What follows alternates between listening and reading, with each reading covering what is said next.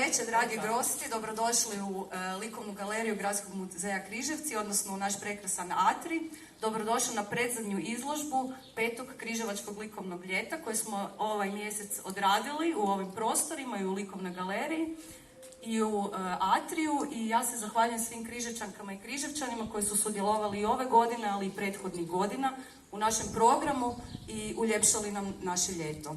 Evo, kao predzadnju izložbu imamo našeg gosta iz Zaprešića, gospodina Stjepana Katića. Ja ga lijepo pozdravljam, a evo i vi ga pozdravite pljeskom. Gospodin Stjepan Katić je zapravo gost naših autorica koji su imale prošli tjedan izložbu, gospođe Zorice Majnarić i gospođe Marijane Šatrak. Pa evo, lijepo pozdrav vama, da ću vam sada riječ.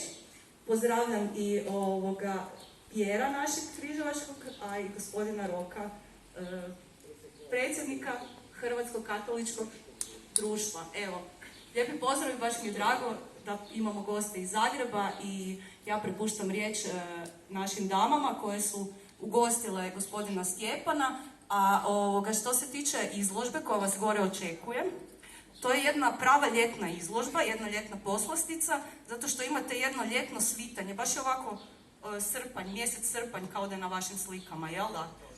Evo, tako da uživat ćete u pejzažima, prekrasno. 25. srpnja. Dobro. Ali vjerujem da ćete uživati u dijelima, ima ih mnogo, zanimljive su, živi su, veseli su motivi, tako da vjerujem da je izložba baš odlično sjela u ovaj naš program. Kome da prvo dam riječ? Gospođi Zorici.